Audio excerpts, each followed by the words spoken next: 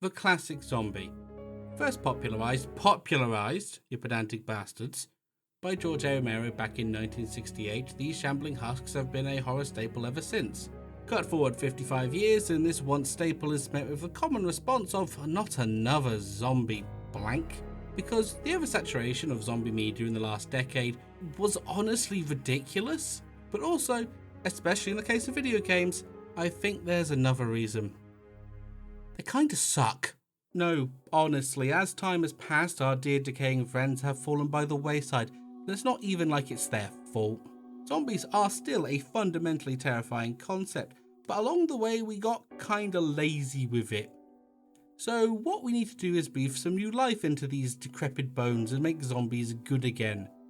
And just to be clear, I'm talking proper zombies. So no supers, special strains, zombie animals, monsters, parasite-controlled villagers, space curse victims, or infected sprinty boys, but I will be using them as examples to improve the OG.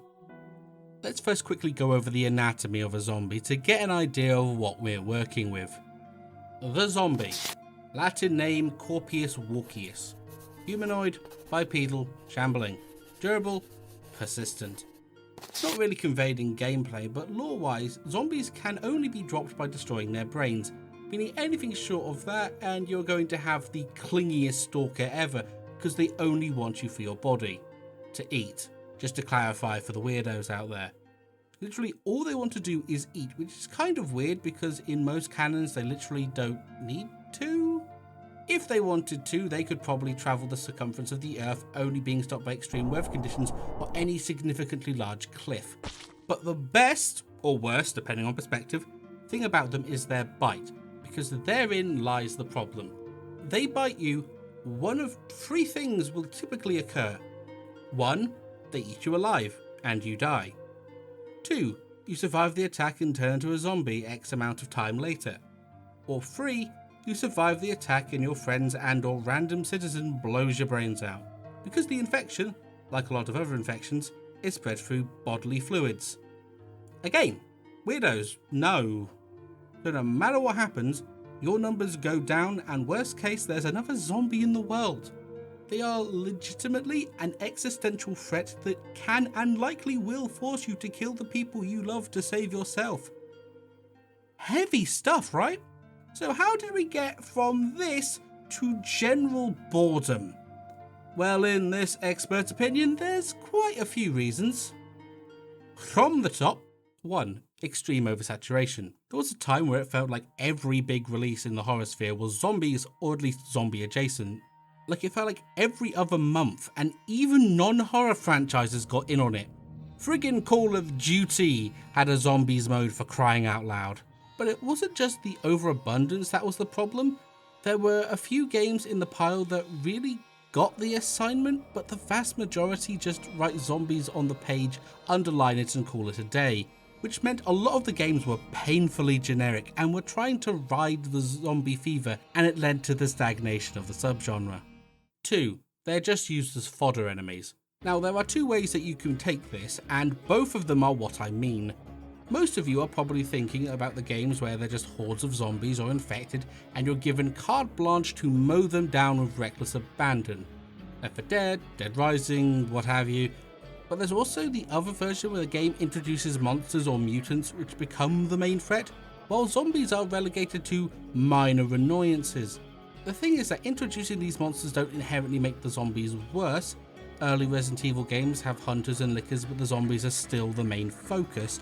But when the focus gets dragged away, or when the actual threat of the zombies is so minuscule compared to other enemies, it becomes a bit of a problem. 3. They become set dressing to the true bad guy.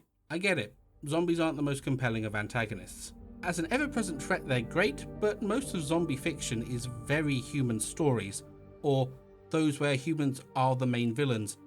That's where the disconnect happens.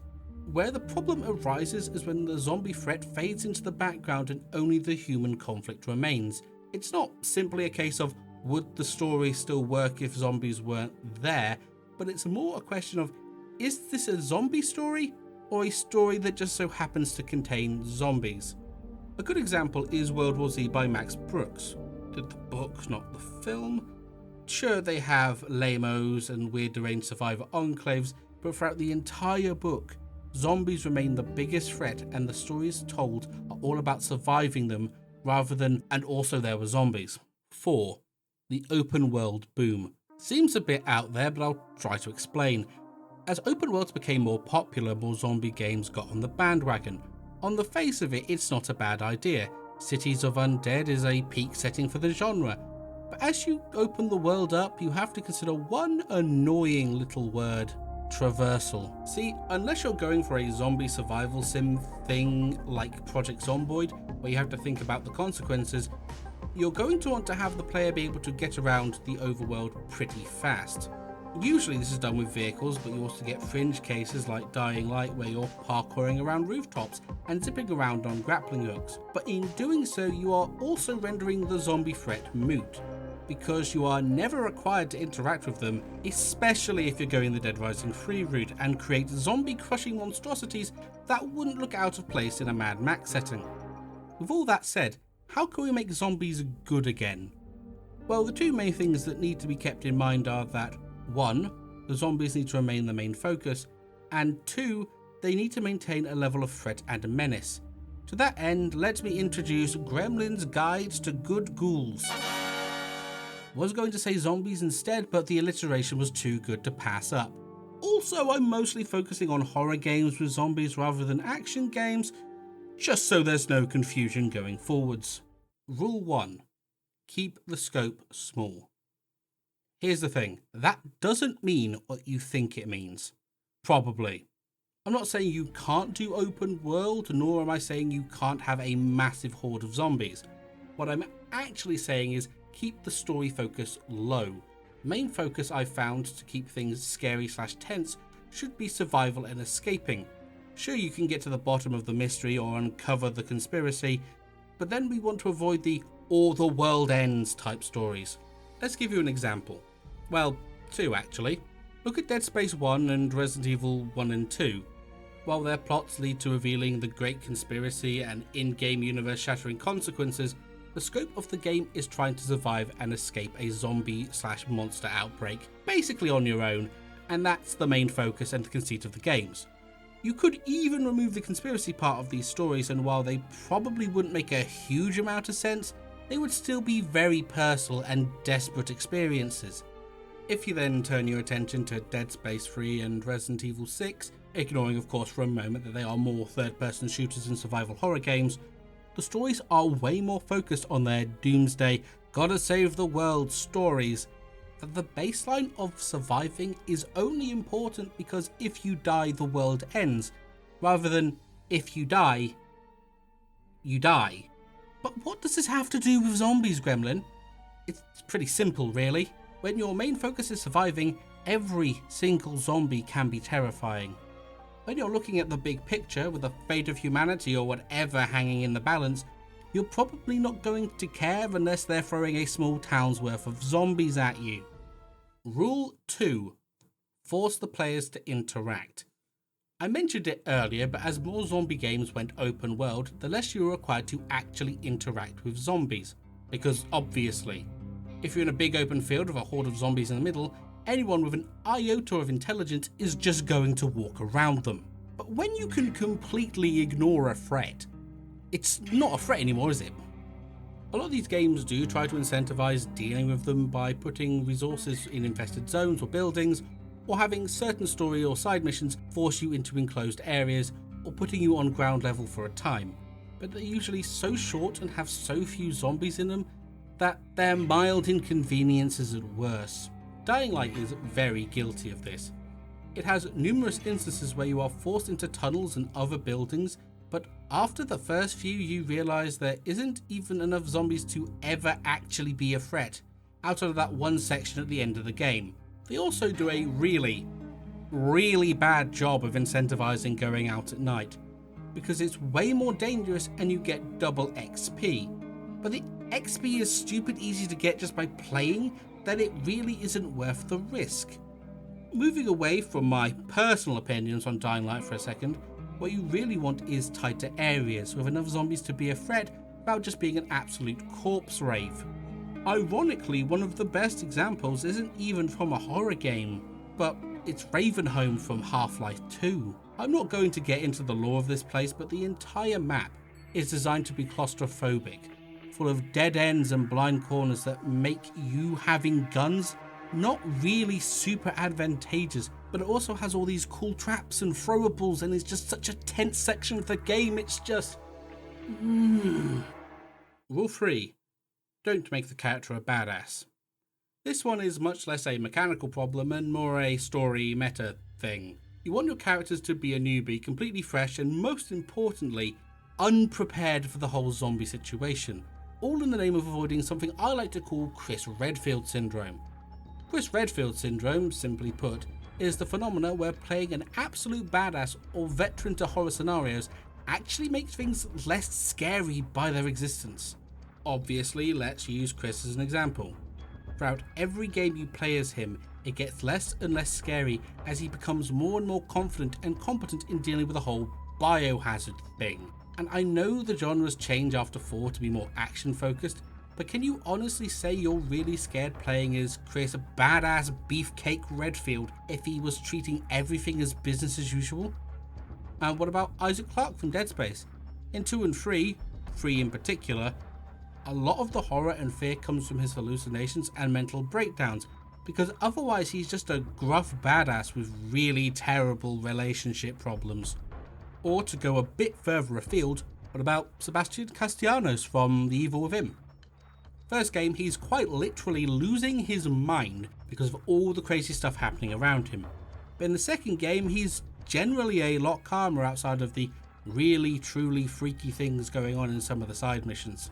Hell, there's even a part where he just bodies bosses from the original game in the most "I am so done with your bullshit" way possible. And while this is cool, it's things like this that diminish the fear factor. If you want the horror aspect to shine through, you want people like the protags from Outlast, or more closely Ethan from RE7.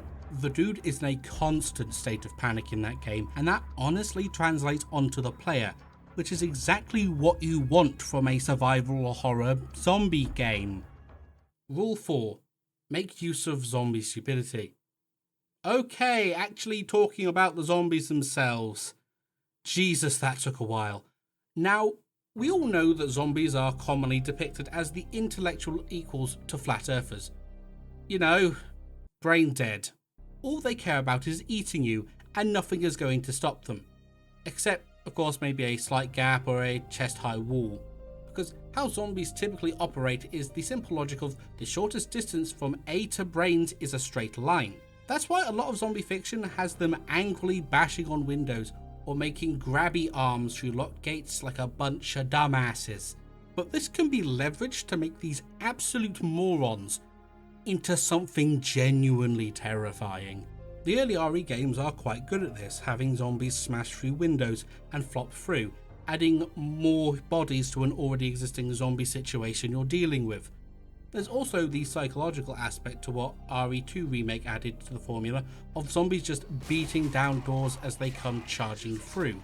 But I'm actually more interested in the knocking, because zombies are hilariously stupid. They aren't always going to meander around to the nearest door. Nah, they're gonna bash on walls and stuff if they know you're there, which they will if you're shooting your problems away. But can you imagine that though? Being in one of the various RE mansions and suddenly start hearing scratching and banging on the walls around you. That would freak me the hell out. But there's also another thing you can do with this lemming behavior. Lemming behavior! Zombies on the roof or balcony aren't going to, or at the very least shouldn't, turn around and calmly walk down the stairs if they see some dude walking around the streets. No, they're just going to waltz off the building or flop over the railing or banister and plummet to the ground, which in normal circumstances would probably mean a sudden end to our falling friend. But with zombies it's a bit different, because unless they land on their head or neck, they're gonna keep coming, which means as a dev you can actually use verticality, a classic advantage in zombie games, and turn it against the player. Because sometimes you should be a bit mean to your players. Speaking of, Rule 5. Be mean to your players, but not too mean.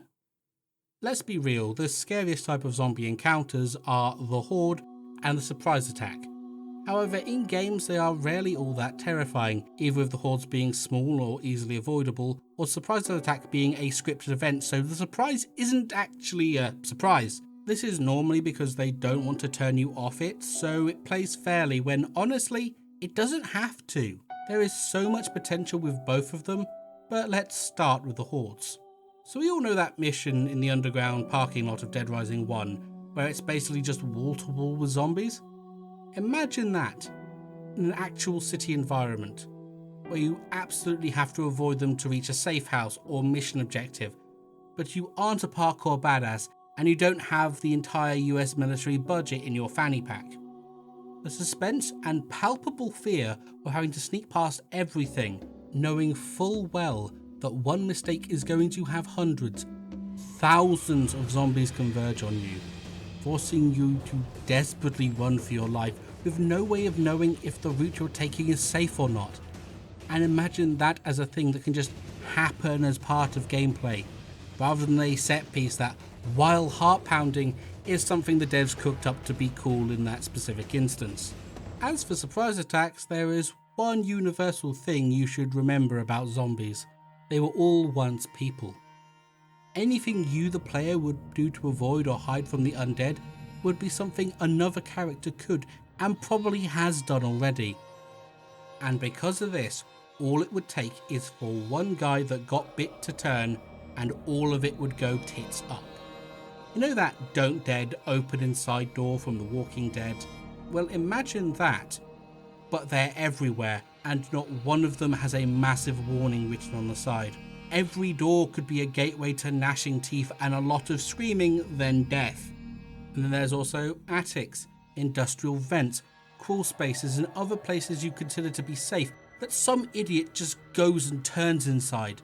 The danger should be coming from anywhere, so the player has to be wary of everything. Rule 6. Actually do something with the infection. We've talked about making the zombies more interactive and more of a constant threat, but what a lot of games are ignoring, or at least avoid dealing with directly, is the infection itself. Zombies want to eat you, so naturally their main attack is going to be biting you, which is going to infect the victim if they survive. However, it is extremely common for games to just hand wave or contrive a way for the characters not to suffer the ill effects of being bitten. This is commonly done by the character just being immune to the infection, like with the T-virus in Resident Evil, or with the character already being infected, so being bitten again isn't going to do much other than hurt like hell or just straight up kill them. While this contrivance exists so the story can keep going, I generally think it comes across as lazy writing, because the scariest tool in the zombies' arsenal is just something that happens to other people.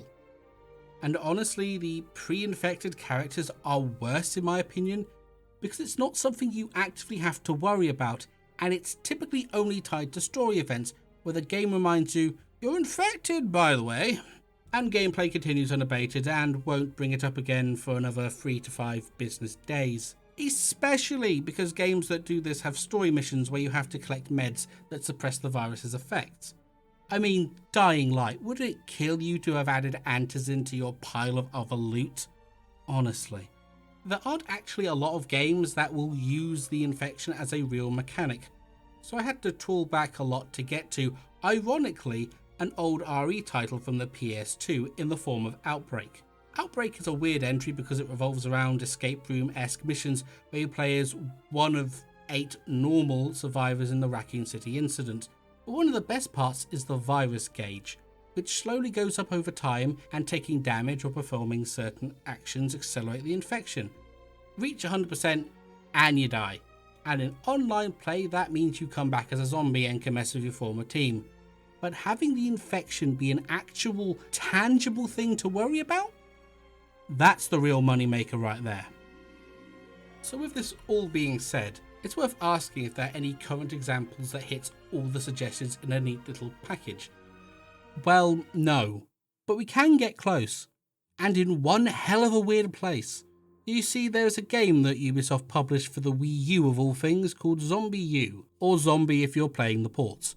It's a pretty bleak game where you're playing as literal Joe Bloggs off the street, trying to survive in an outbreak in old London where things are only slightly worse than normal. Zombies can basically pop out of anywhere in these cramped streets, are attracted to light and the sound of gunfire, and a real threat when encountered in larger groups. Not only this, but they are decidedly tanky, so engaging them is a toss-up between your safety and your resources. And to absolutely top it all off, if your character is bitten or dies for any reason, you start as a new survivor, and the old can be found shambling around where they died with all your gear, meaning the virus is actually integrated in general gameplay, and even a single zombie can be considered a credible threat. I will say that the ports lose something by not having the Wii U controller's second screen for the inventory and scanner, but that's not to say the game loses any of its tension. What do you guys think? Is there anything else you'd hope for in a zombie horror game? Is there anything on the list you disagree with? I have been the Resident Gremlin, and I honestly can't think of a way of ending this video. The Last of Us is mid.